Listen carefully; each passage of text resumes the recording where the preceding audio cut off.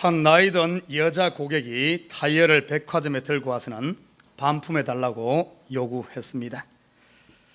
고객의 영수증이 없었기 때문에 점원은 제품 가격으로 얼마를 지불했는지를 물었습니다.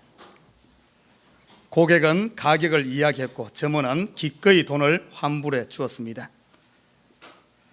여기까지 놓고 보면 그렇게 특별한 이야기가 아닙니다.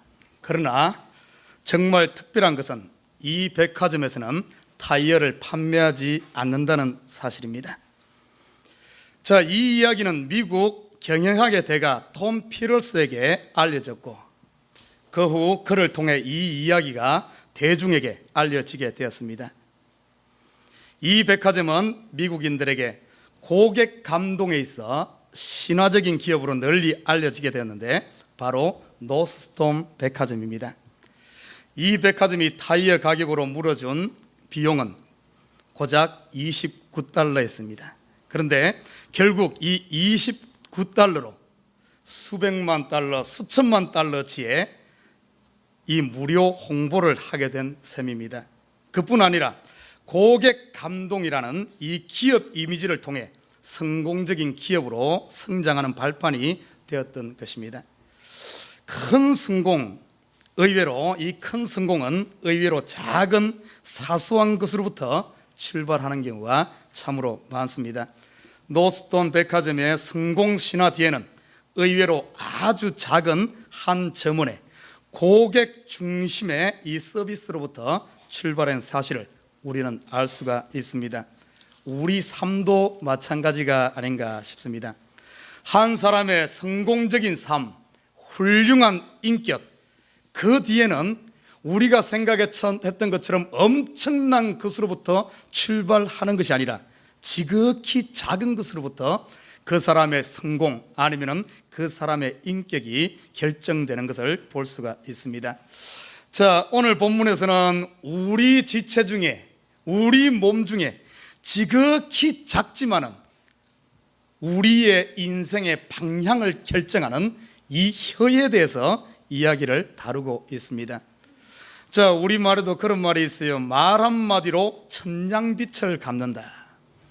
자, 혀는 작지만은, 입은 작지만은 이 작은 말 한마디를 가지고 그 인생을 바꾸는 경우도 있습니다. 아주 성공적인 삶을 형성하는 경우가 있어요. 말 한마디로 천냥빛을 갚는다.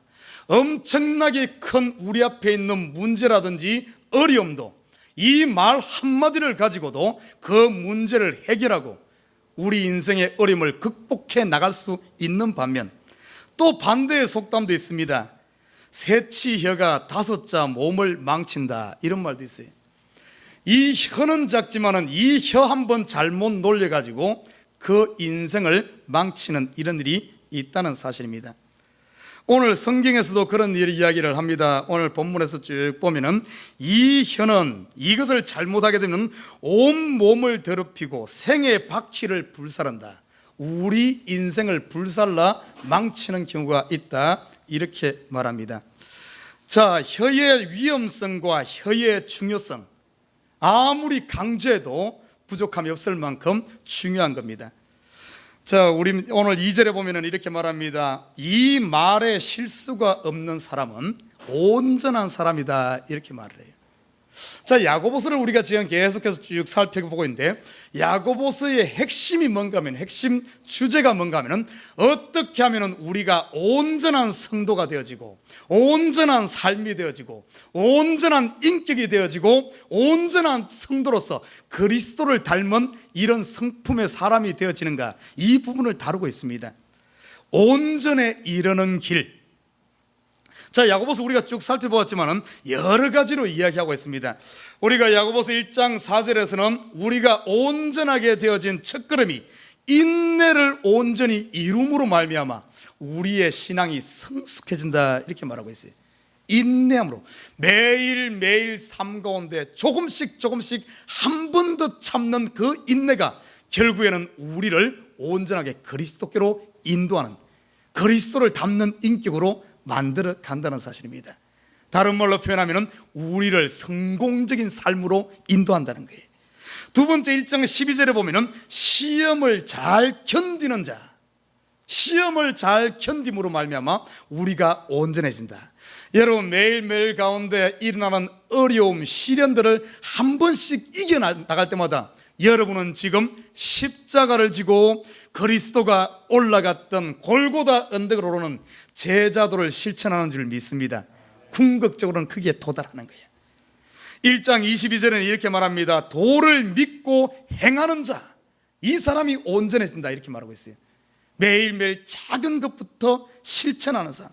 2장 1절에는 사람을 외모로 취하지 않는 이런 일들, 사람 판단을 얼핏 보기는 금방 사람을 먼저 외모로 판단하고 싶지만은 그 판단하고 싶은 것을 자제하고 그 사람을 좀 더 겪어보면서 외모로 판단하지 않는 그 순간순간이 우리의 신앙이 성숙에 이른다는 사실. 그리고 오늘 본문에 읽었던 3장 2절에는 말에 실수가 없는 자가 온전해진다. 4장 10절에는 주 앞에 자기를 낮추는 삶이 온전에 이르는 길이다. 5장 20절에는 죄인을 미혹한 길에서 돌아오게 하는 자들, 전도하는 우리의 좋은 말 한마디를 통해서 그에게 복음의 씨를 뿌리는 것이 결국에는 우리가 온전해지는 길이다, 이렇게 말하고 있어요. 아무튼 이 야고보서에서 오늘 본문에 보면은 3장 한 장 전체를 통틀어서 혀의 위험성과 혀의 중요성을 강조하고 있습니다. 야고보 이 목사님이 5장의 야고보서를 썼어요. 그 중에 한 장을 할애해서 혀에 대해서 이야기했다는 것은 그만큼 우리 신앙생활에 있어 교회 생활에서 아니면 가정생활에서 이 혀가 중요하다는 겁니다.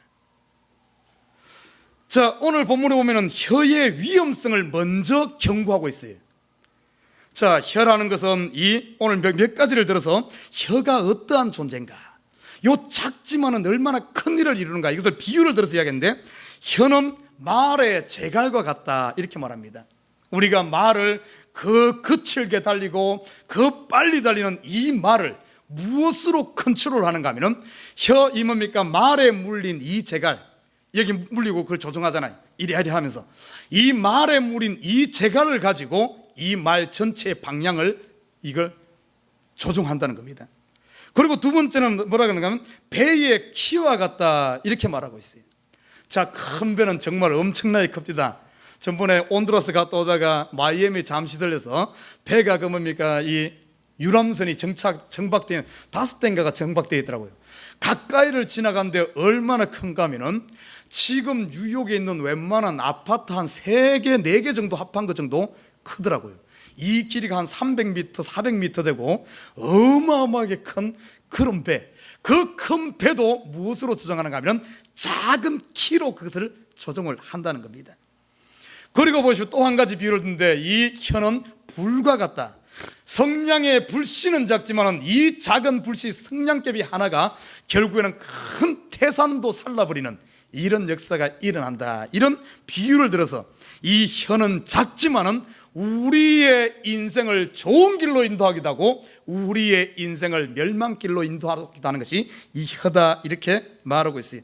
오늘 6절에 보면은 생의 바퀴를 불살한다, 이 말은 우리 인생을 결정하는 것이 결국에는 이 혀라는 사실입니다. 또 이 혀의 혀가 얼마나 위험한가 하면은 이 혀를 가지고 때로는 하나님께서, 예수님께서 피로 값주고 산, 하나님께서 너무나 존귀하게 생각하는 하나님의 피조물인 이 사람을 저주하기도 한다는 거예요. 그뿐만이 아닙니다. 이 혀를 가지고 결국에는 분란을 일으키기도 하고 다툼을 일으키기도 하고 전쟁을 일으키기도 하고, 그래서 수많은 사람을 죽이기도 하는 것이 이 혀라는 겁니다. 그래서 오늘 본문의 8절에 보면은 이 혀는 오죽했으면 혀에 대해서 위험성에 대해서 강조하면서 혀는 쉬지 않는 악이다, 그러면서 독이 가득한 거다, 이 혀를 가지고 사람을 죽일 수가 있다, 이렇게 말하고 있어요. 그러나 이 혀가 위험성만 있는 것 아닙니다. 혀는 또 유익성도 있어요. 이 혀를 잘 사용하면 어떤가 하면은 이 혀를 가지고, 이 입을 가지고 하나님을 찬양하고 하나님께 영광 돌리는, 정말 하나님을 기쁘시게 하는 이런 일을 할 수 있는 것이 또 이 혀입니다. 그뿐만 아닙니다. 이 혀는 오늘 뒤에 보면은 어떤 말을 하냐면 샘을 비유로 들면서 이 혀는 생명을 공급하는 어떤 샘과 같은 역할도 할 수 있는 것이 이 혀인 줄 믿습니다. 여러분, 이 말을 통하여 잘 좋은데 선용하고 하나님의 말씀을 전하고 복음을 전하게 되면 이 혀를 통하여 생명을 살려내는 거예요. 영혼들을 구원하는 데 사용될 수 있는, 그래서 한 영혼을 성경에서는 뭐라고 했는가 하면 한 영혼이 천하보다 귀하다 이런 표현을 하고 있어요. 이 혀를 가지고 천하를 얻을 수도 있는 것이 이 혀의 또 유익성입니다. 18절에 보면은 이 혀를 가지고 분란이 있는 곳에 화평을 만들어내기도 하고, 또한 이 혀는 선한 열매들을 만들어내는 것이 이 혀다 이렇게 말하고 있습니다. 한 사람의 인격, 좋은 인격을 만들어서 어떻게 보면 좋게 사람들에게 좋은 본을 보이는 것도 이 혀일 수가 있다는 사실입니다. 여러분, 이 혀는 잘 사용하면 엄청나게 유익되지만 내 인생의 방향을 바꾸지만 혀를 잘못 사용하게 되면 생의 바퀴를 불살하며 결국에는 그것이 지옥불에서 나는 수많은 사람을 죽이는 데도 사용할 수 있는 것이 이 혀라는 겁니다. 특별히 교회 안에서 일어나는 대부분의 분란과 다툼과 싸움이 어디로부터 나는가 하면 이 혀로부터 납니다. 혀가 위험하다고 해서 혀를 잘라버릴 수도 없는 것 아닙니까? 그죠? 방법은 하나입니다. 이 혀를, 그러면은 우리 성도들이 어떻게 하면 이 혀를 잘 사용하여 하나님께서 주신 이 귀한 지체를 가지고 작지만은 엄청난 어떤 우리 인생을 성공적으로 이끌고 우리를 좋은 인격, 그리스도를 닮은 인격으로 사용할 수 있을까? 이 부분을 오늘 한번 살펴보고자 합니다. 아마 제가 생각하기에 그 예루살렘 교회도 아마 말이 많았던 것 같아요. 말이 많았고 수많은 사람들이 상처받고 그것 때문에 교회에 어려움이 있고 수많은 사람들이 잘 나가다가 말 때문에 하루아침에 추락하고 이런 일이 있었던 것 같아요. 그러니까 이 야고보 목사님이 이 성경 한 장을 기걸 들어서 혀에 대해서 이렇게 강조하지 않았나 싶습니다. 그 당시나 지금도 뉴욕뿐만 아니라 한국의 많은 교회들이 이 말 때문에, 이 혀 때문에 결국에 어떤가 하면 잘 나가던 교회가 하루아침에 어려움을 당하게 되고, 잘 나가던 정치가가 20년 30년 쌓았던 명성이 말 한 번 잘못해가지고 하루아침에 추락하는 일들이 얼마나 많습니까? 우리 인생 가운데 이런 일이 너무 많아요. 그래서 이 혀를 어떻게 하면 잘 관리할 수 있을까? 특별히 성도들의 바른 언어 생활에 대해서 이 시간 한번 살펴보고자 합니다. 자, 첫 번째 1절에 보면은 어떻게 이 혀를 사용해야 되는가? 내 형제들아, 너희는 선생된 우리가 더 큰 심판받을 줄을 알고 많이 선생이 되지 말라 이렇게 말하고 있어요. 이 말을 깊이 분석해 보면은 저와 여러분, 교회에 나온 예수 그리스도를 영접한 저와 여러분은 한 명 한 명이 선생인 줄 믿습니다.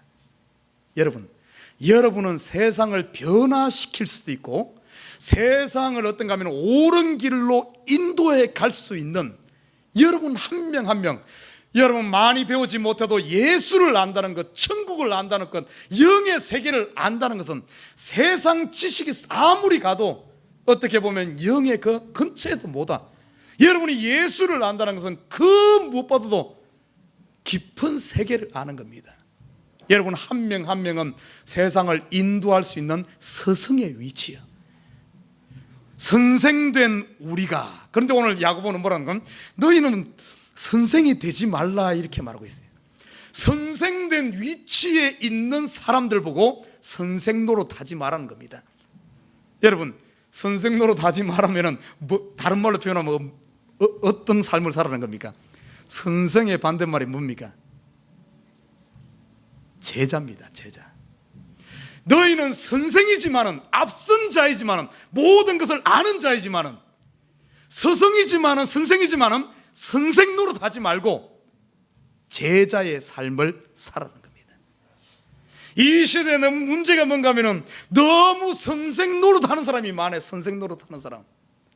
너무 자기가 잘났다고 너무나 이렇게 말이 많고 남들을 주장하려고 하고 자기의식, 자기 생각을 주입시키려고 하고 다른 사람들을 어떻게 보면은 자기 마음대로 하려고 하는, 이러다 보니까 문제가 되는 거예요. 문제가 되는 겁니다.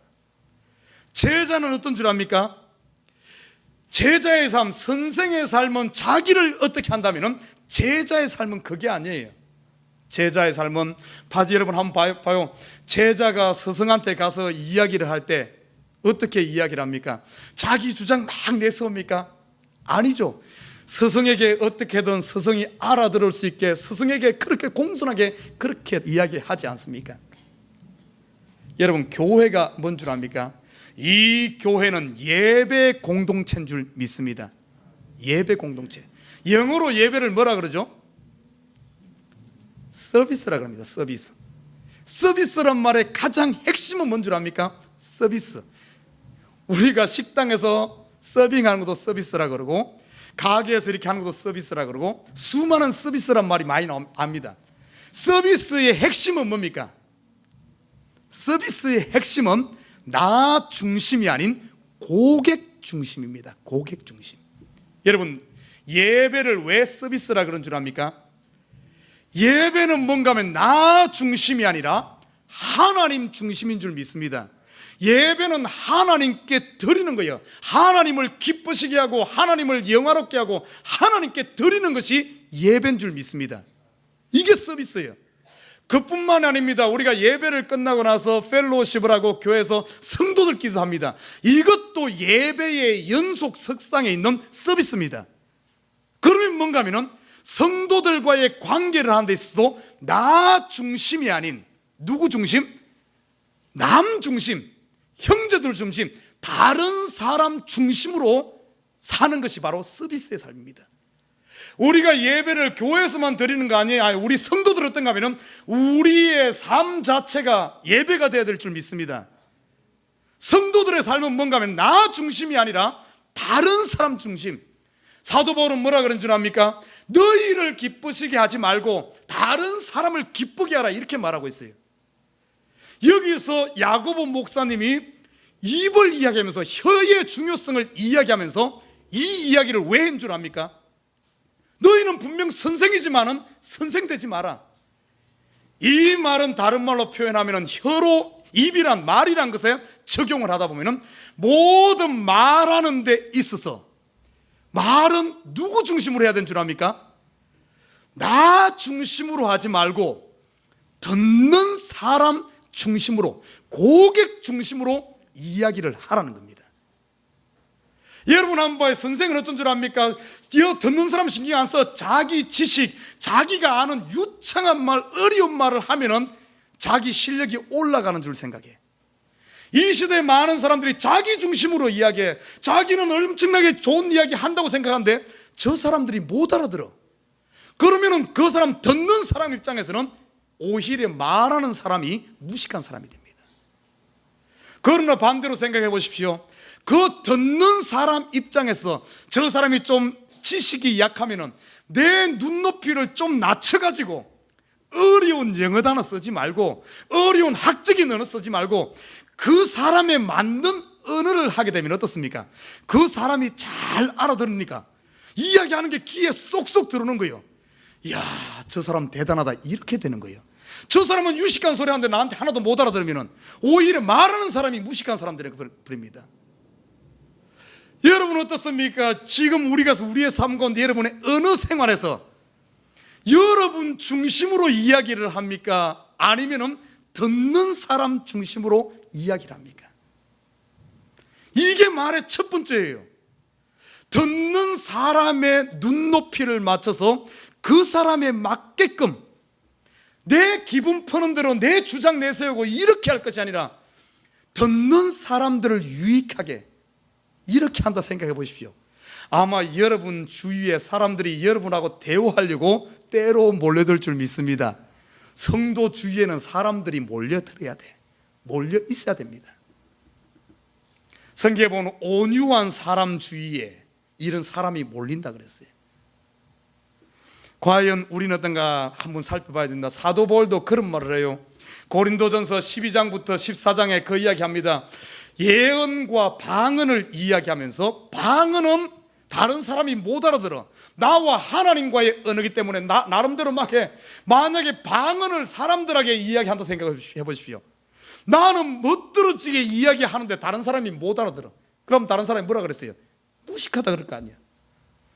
100마디 못 알아듣는 언어 하는 것보다는 딱 알아들을 수 있는 한마디 하는 것이 더 큰 유익이 있는 줄 믿습니다.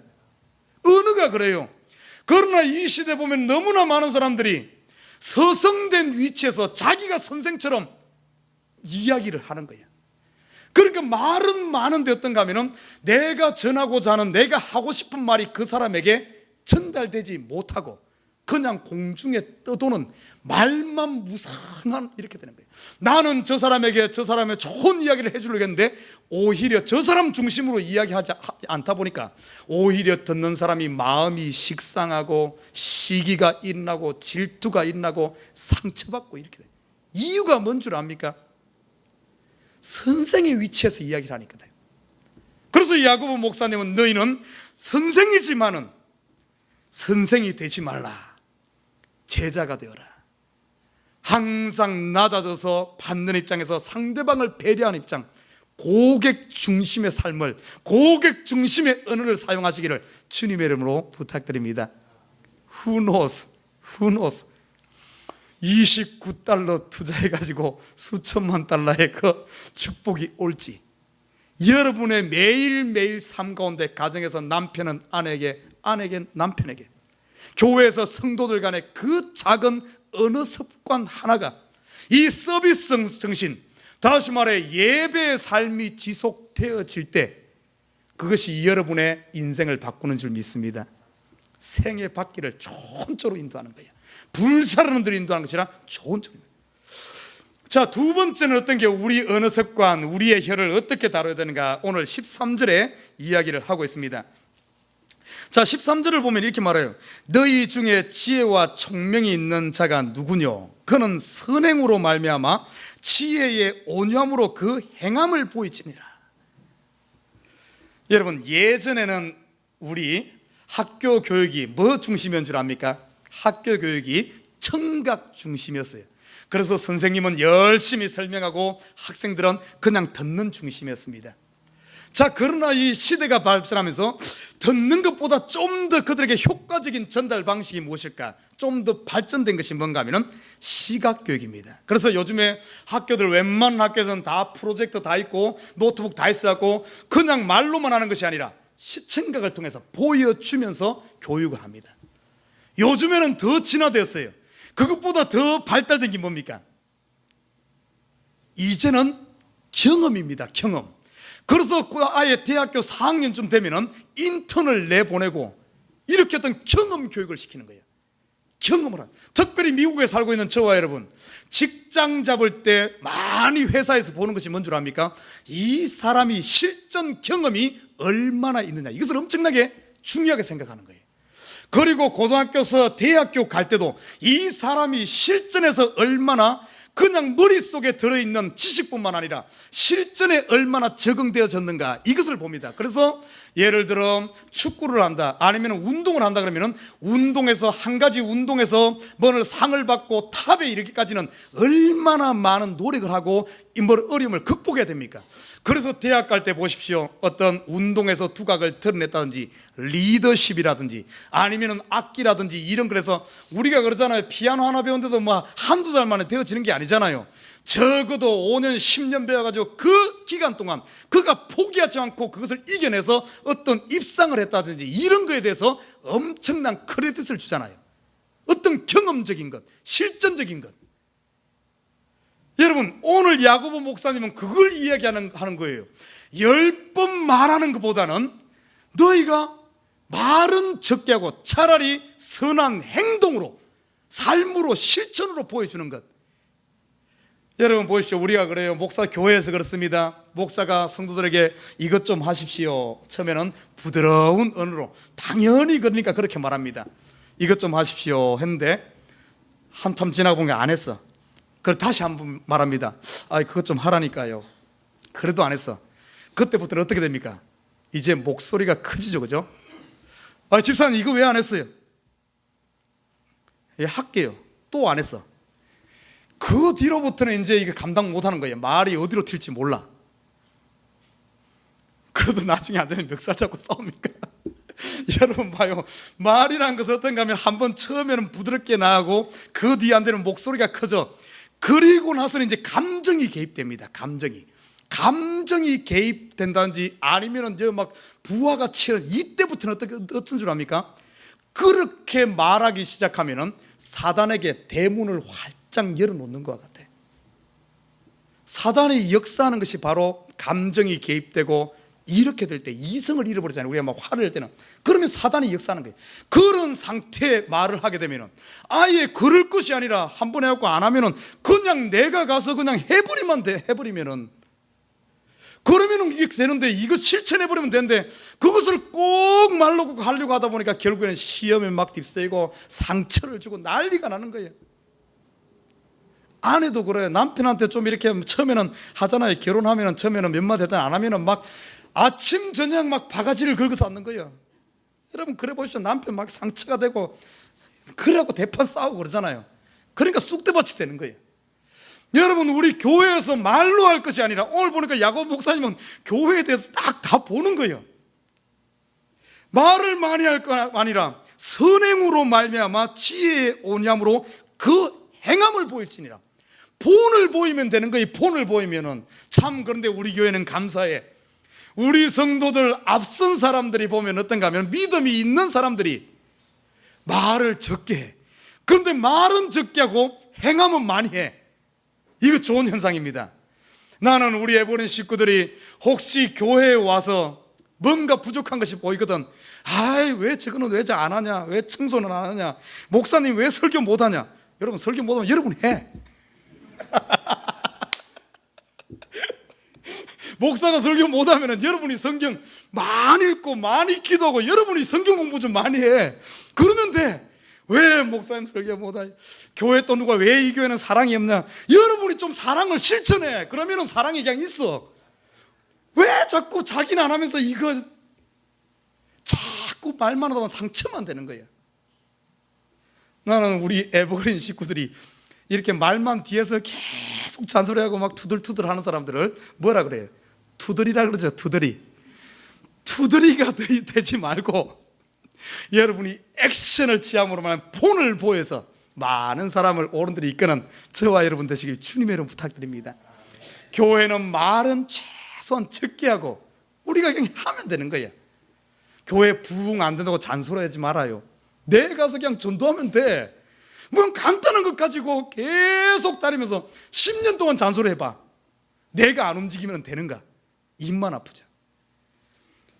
선행을 행함이 있는 저와 여러분 되시기를 주님의 이름 부탁드립니다. 자, 세 번째 이 혀의 중요성을 강조하면서 야고보 목사님이 이야기한 게 있어요. 오늘 13절부터 18절까지 핵심으로 다른 게 뭔 줄 압니까? 이 말이란 것은, 혀란 것은 중요한 것이 때입니다. 때를 잘 맞춰서 해야 돼. 무조건 혀가 위험하다고 다 입 다물고 있으면 안 돼. 또 무조건 입 벌리면 입 벌리고 막 시도 때도 없이 나와버리면 실수가 많아. 때가 중요해. 우리 보십시오. 우리가 가끔 조크를 하잖아요. 농담을 하잖아요. 때에 맞는 농담 한마디는 엄청난 역사를 일으킵니다. 괜히 처음 만나고 막 분위기 어색할 때 한마디 조크 딱 던지면 그 분위기가 확 좋아지면서 완전히 그 단체가 새로워지는 이런 역사들이 있어요. 누구 마음이 우울하고 마음이 힘들하고 뭔가에 사로잡힌데 한마디 조크는 어떤 경우는 내가 잡혀있는 사슬, 매있는 끈을 잘라버리는 이런 역사도 일으킵니다. 때에 맞는 말 한마디 너무나 중요해요. 자, 오늘 본문에 보면은 이 때, 말은 때와 관련이 있어요. 때를 잘못 맞추면 어떻습니까? 농담을 할 자리가 아닌데 설정 농담하면 갑자기 분위기가 그런 걸 표현하는 말 있잖아요. 썰렁하다. 이렇게 썰렁해지는 거예요. 괜히 이렇게 될 수가 있어. 때를 잘 맞아. 자, 성경에 보면 13절부터 18절까지 야고보 목사님이 딱 우리에게 지적한 것이 뭔가 하면은 말을 하지 말아야 할 때를 가르쳐주고 있습니다. 14절에 보면은 이렇게 말합니다. 말을 하지 말아야 될 때, 그러나 너희 마음속에 독한 시기와 다툼이 있으면 자랑하지 마라. 말하지 말라는 거예요. 진리를 거스려 거짓하지 말라. 여러분 마음속에 지금 독한 시기가 있어. 불평이 있어. 원망이 있어. 내 마음이 지금 막 그래. 이런 것이 있을 때는 우리 옛날에 어떤 누가 그랬잖아요. 침묵은 금이다. 맞아요. 내 속에 시기가 있다든지 원망이 있고 불평이 있을 때는 제발 입 좀 탁 다물고 있으시길 주님으로 부탁드립니다. 이럴 때 말을 내게 되면 어떤 줄 압니까? 내 속에 지금 그런 것이 차있기 때문에 말을 내는 순간 사단이 틈을 타버립니다. 결국에는 내 속에 불평, 원망 이것이 다 기어나와. 그런데 보면은 사람들 거꾸로 해요. 여러분 속에 뭔가 서운한 게 있고 뭔가 억울한 게 있고 뭔가 막 시기하고 이러면 어떻습니까? 대부분의 사람들은 전화통 잡고 막 전화를 돌려. 이 속에 막 불이 타고 막 뭔가 이게 타니까 어떻습니까? 이걸 막 퍼내야 되니까. 그런데 그럴 때 보면 또 누구한테 전화한 줄 알아요? 가장 가까운 사람에게. 여러분 가장 가까운 사람, 가장 가까운 사람을 그건 어떤 줄 압니까? 내 속에 독한 시기 이런 상태에서 말을 하는 것은 가장 가까운 사람, 사랑하는 사람을 칼로 찌르는 것과 똑같습니다. 사람을 죽이는 거예요. 그러나 지금까지 여러분은 얼마나 많은 사람 죽이고 왔어. 우리가 내 속에 있으면 그것을 막 사람들에게 막 이리저리 막 온천지. 그러니까 별것도 아닌 것이 교회에 쑥대밭이 되는 이유가 뭔 줄 알아요? 독한 시기가 있을 때는 입을 다물어야 되는데, 자랑하지 말았는데, 그때 다니면서 막 사람들한테 막 이야기를 하는 거예요. 그때는 전부 남 배려하는 것도 아니요, 자기 중심으로 자기 속에 다 퍼내는 겁니다. 얼마나 듣는 사람 어떤가 하면, 그럴 때 보면 어떤 특징인 줄 알아요? 주위에 듣고 있는 사람은 다 알아. 빨리 그곳을 벗어나고 싶어. 그 소리 듣고 있어봐요. 얼마나 힘들겠어요. 빨리. 그런데 말하는 사람은 자기가 그런 말 하는지 모릅니다. 왜 막 퍼내니까 막 자기는 시원하다고 생각하지. 사람을 다 죽이는 겁니다.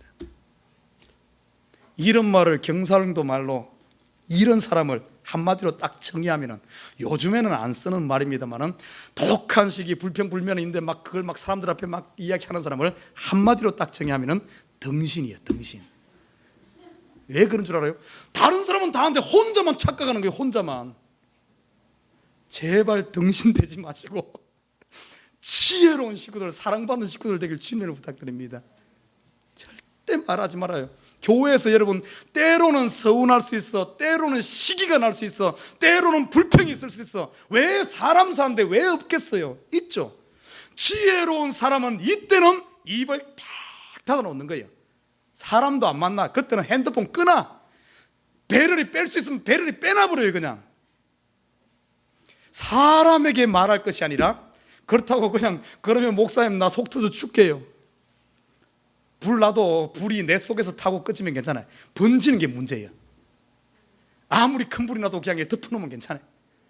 그러나 우리에게는 덮어놓으라고만 말하지 않아서, 시편, 요즘에 수요일마다 시편을 공부하는데, 시편에 보면은 이럴 때 내 속에 억울함이 있고 불평이 있고 원망이 있고 시기가 있을 때 어떻게 한 줄 압니까? 사람에게 말한 것이 아니라 시편 기자들은 문은 꽉 닫고, 골방에 문은 꽉 닫고 골방에 들어가서 뭐 한 줄 압니까? 하나님 앞에 쏟아놨어. 하나님 앞에. 하나님 억울해 죽겠네. 저 원수 좀 더 이야기 안 하겠어. 그러면 목사님 욕쟁이라 그러니까 더 하겠어. 저 원수 좀 어떻게 좀 해주십시오. 하나님 앞에 막 쏟아놓는 거예요. 분명히 사람 같으면 10번도 더 죽었을 거예요. 그런데 하나님은 어떤 분인 줄 압니까? 하나님은 죽지 아니하시는 분이요, 하나님은 빛 가운데 계신 분이요, 하나님의 가슴은 바다보다 넓은 줄 믿습니다. 다 쏟아놔도 하나님은 요만큼도 상처 안 받아. 사람은 죽지만, 사람한테 쏟아놓으면 죽지만은 하나님만 쏟아놔도 괜찮아. 하나님 앞에 다 쏟아놔.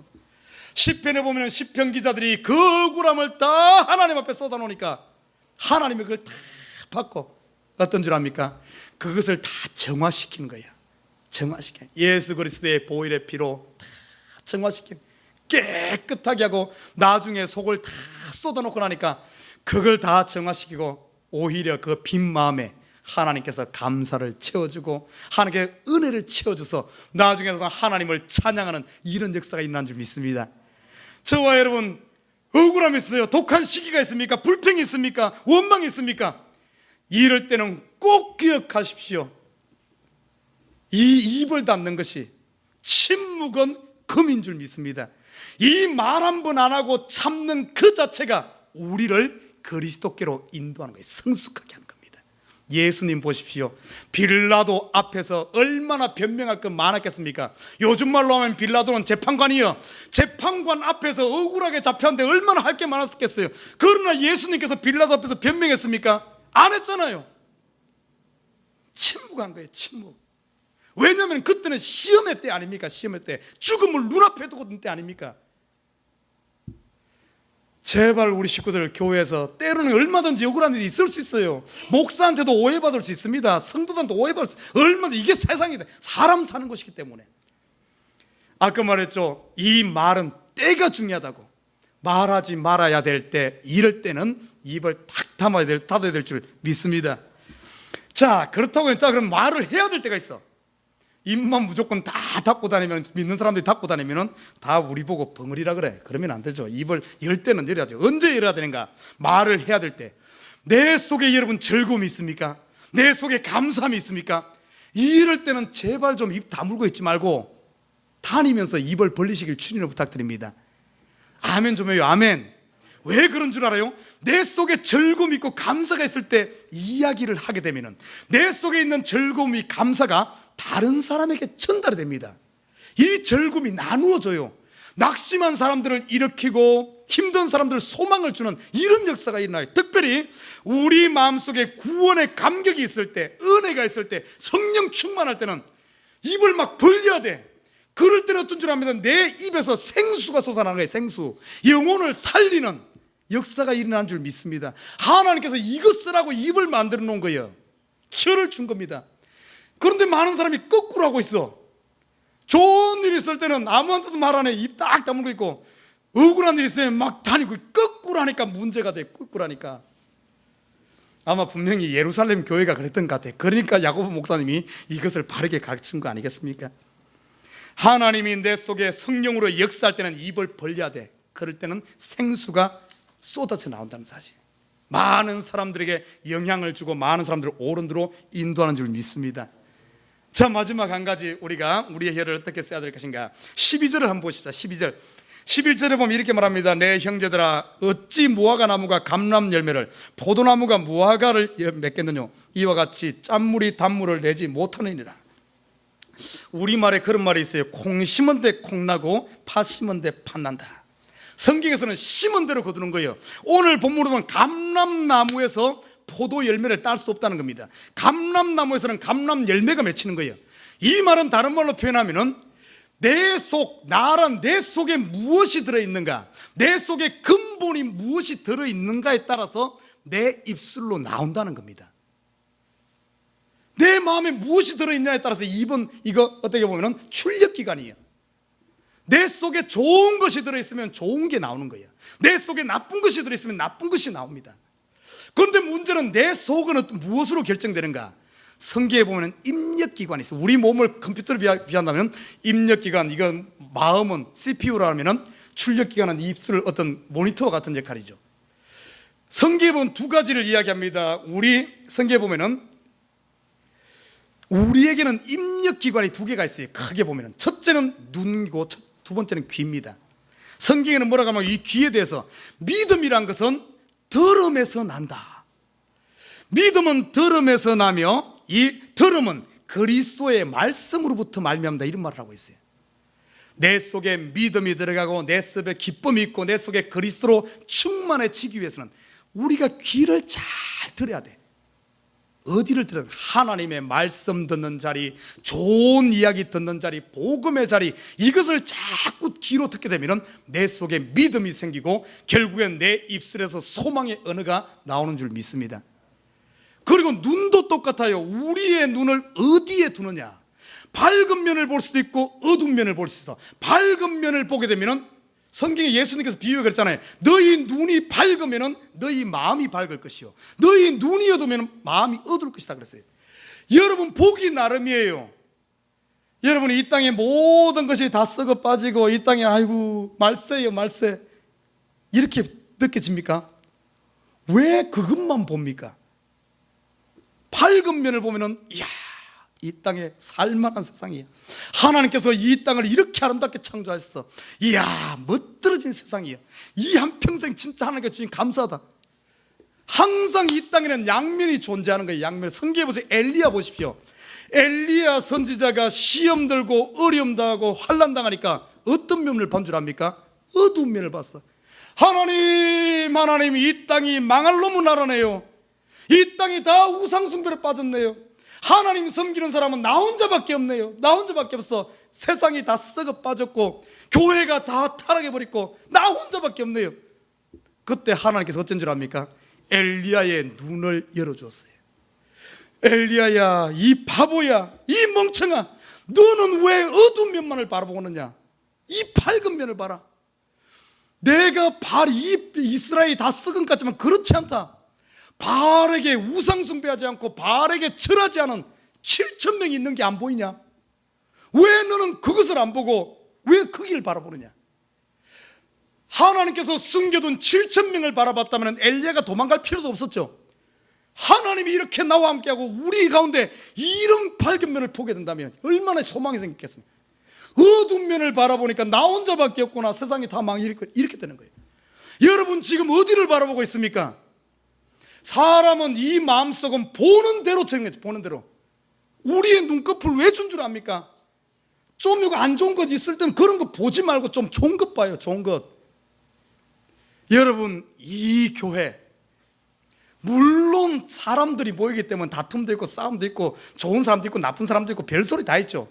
그런데 왜 해필이면은 좋은 소리에는 귀를 안 열고 꼭 엉뚱한 불평한데 거기에 가서 기웃기웃하고 있습니까? 그러니까 내 속이 이게 상하는 거예요. 좋은 것 좀 보시길 주님에는 부탁드립니다. 내가 보는 대로, 내가 듣는 대로 내 속이 청해지는 거예요. 내 속이 정해진 대로 결국에는 그것이 입으로 나오는 줄 믿습니다. 절대 감람나무가 무화과나무 무화 열매 못 맺어요. 감람나무는 감람 열매를 맺습니다. 내 속에 하나님의 은혜가 밝은 것으로 채워져 있으면 반드시 입술에 좋은 게 나올 줄 믿습니다. 여러분 걱정 말아요. 혹시 좋은 면 좋은 소리 듣고 오는데 때로는 보면은 아차 실수해서 사단이 안 좋은 거 볼 수 있어. 지나가다 그냥 봤는데 뭔가 이상한 걸 봤어. 이렇게 봤어. 가끔 가다 들어올 수 있어. Don't worry about that. 하나님께서 우리에게, 그래서 예수님이 뭐인 줄 압니까? 대야를 딱 준비하고 그런 것 들어왔을 때 빨리빨리 씻으라고. 내 속에 그런 것이 들어왔을 때 내 마음에서 마음을 갈아엎고 회개하면서 손을 씻게 되면 정결해지는 줄 믿습니다. 우리 마음을 밝게 유지해야 돼. 그래야만 밝은 말이 나오는 거예요. 근본이 바뀌어야 합니다. 세상에는 두 종류의 사람이 있습니다. 세상에는 자기 욕망을 확장해 가는 사람이 있고 욕망을 정화해 가는 사람이 있습니다. 위대한 성공은 욕망을 정화해 가는 사람들의 몫인 줄 믿습니다. 여러분, 아직까지 우리의 레이스 아직 끝나지 않았어요. 아직 끝나지 않았습니다. 우리의 피니시 라인은 아직 끝나지 않았어. 지금 달려가는 과정에 있어요. 목사님, 저는 안 되겠네요. 아니요, 지금까지 내 입이 이 방정 맞아가지고 수많은 사람 그래도 늦지 않았습니다. 만약에 늦었다면 야고보 목사님 이 이야기 안 했을 거예요. 아직까지 기회가 있어. 왜? 우리에게 생명이 있기 때문에. 지금 여전히 달려가고 있는 줄 믿습니다. 낙심하지 말아요. 오늘 우리 하나하나 처음부터 한 발 한 발, 우리 아까 찬양했듯이 one step 한 걸음 한 걸음. 자, 우리의 입술도 나 중심이 아닌 듣는 사람 중심의 언어로 훈련시키십시다. 말보다는 행동으로 우리가 보이십시다. 말을 할 때는 반드시 내 마음을 살피십시오. 내 마음이 지금 말할 땐가 침묵할 땐가. 그리고 무엇보다 우리의 귀와 눈을 브라이트 사이드, 밝은 면에 두고 우리의 마음을 좋은 것 그리스도의 은혜로 충만하게 채워서 여러분의 혀는 작지만 이 작은 혀로 말미암아 차분으로 여러분의 인생을 성공적인 인생, 하나님 보시기에 온전한 그리스도의 성품에 이르는 이런 귀한 믿음의 성도들로 성숙되어지기를 주님의 이름으로 부탁드립니다.